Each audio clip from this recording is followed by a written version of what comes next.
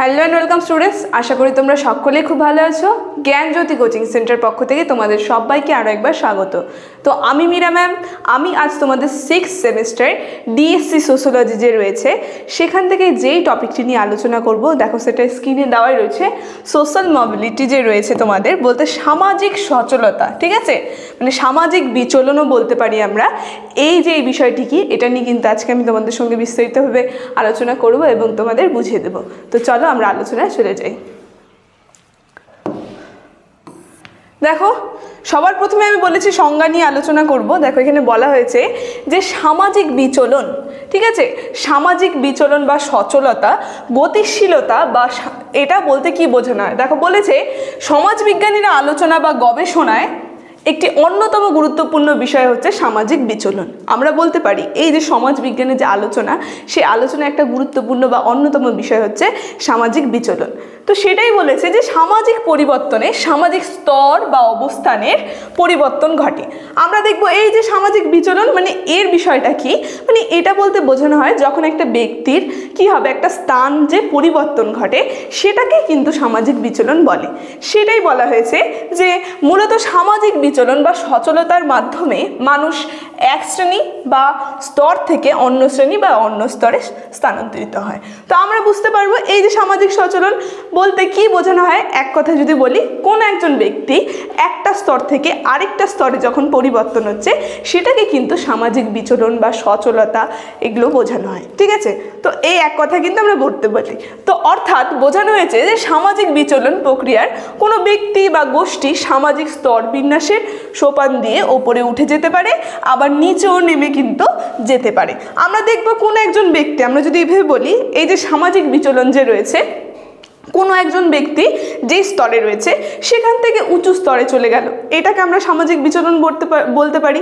আবার এরকমও বলতে পারি সেই স্থান থেকে কি হলো, সে আরও নিচু চলে গেল, যে স্থানে যে রয়েছে সেখান থেকে আরও নিচু স্তরে চলে গেল, সেটাকে কিন্তু সামাজিক বিচলন বলছে। মানে তার স্থান পরিবর্তন হচ্ছে, যখন কোনো একটা ব্যক্তি বা কোনো একটা গোষ্ঠীর স্থান পরিবর্তন হচ্ছে তাকে কিন্তু এক কথায় বলা হয় সামাজিক বিচলন বা সচলতা, ঠিক আছে।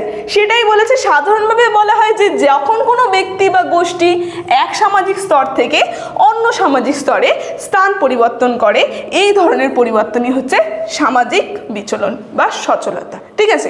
এই যে আমি যেটা বললাম, এক লাইনে তোমরা যদি বলতে চাও যে সামাজিক বিচলন বা সচলতা কি, যখন কোনো ব্যক্তি বা গোষ্ঠীকে আমরা দেখছি একটা যে সামাজিক স্তরে রয়েছে সেখান থেকে অন্য একটা সামাজিক স্তরে স্থান পরিবর্তন করছে, সেটাকেই বলা হয় সামাজিক বিচলন বা সচলতা, ঠিক আছে।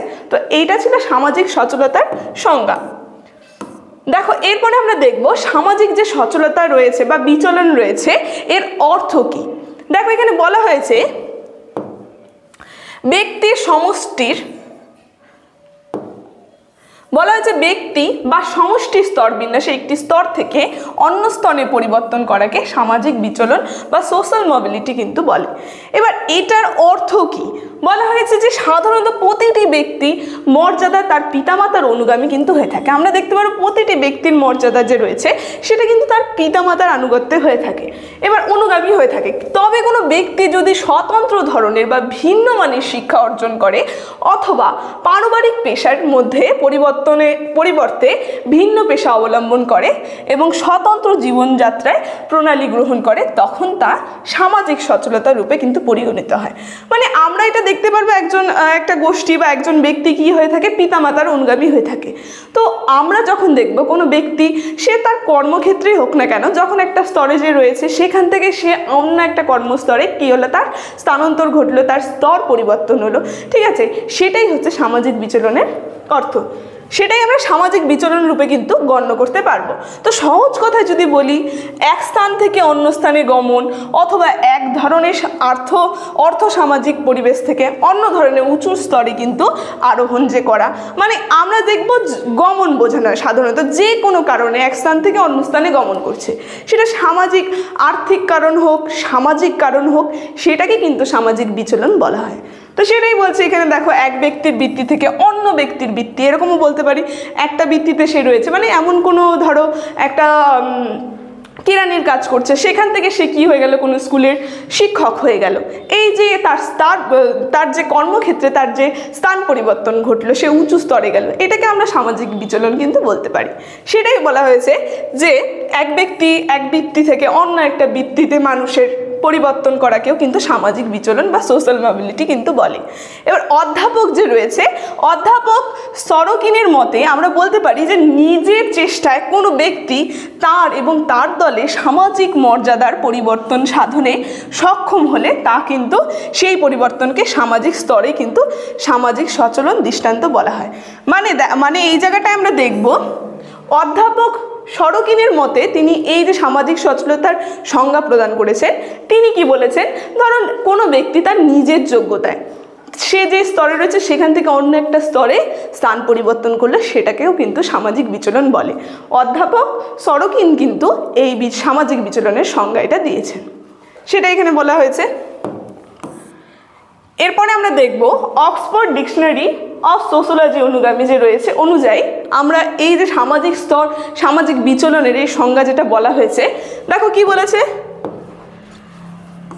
সামাজিক বিচলন বা সচলতা বলতে বোঝায় সামাজিক স্তর বিন্যাসে বিভিন্ন অবস্থানের মধ্যে সাধারণ ব্যক্তি বা কখনো পূর্ণগোষ্ঠীর চলাচল।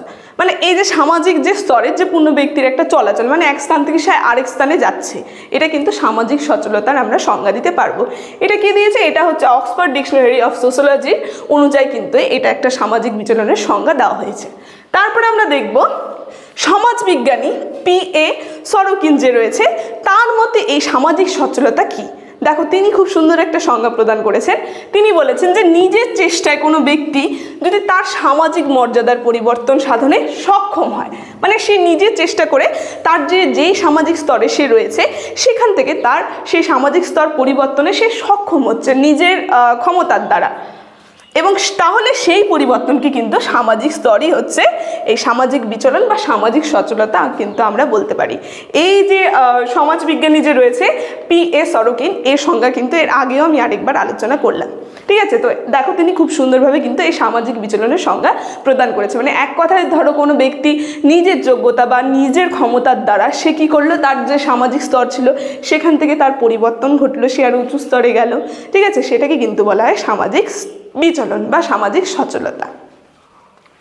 তো আজকে এই যে সামাজিক বিচলন বা সামাজিক সচলতা সোশ্যাল মোবিলিটি বলতে পারি, সেটা নিয়ে আলোচনা আমার এতটুকুনি ছিল।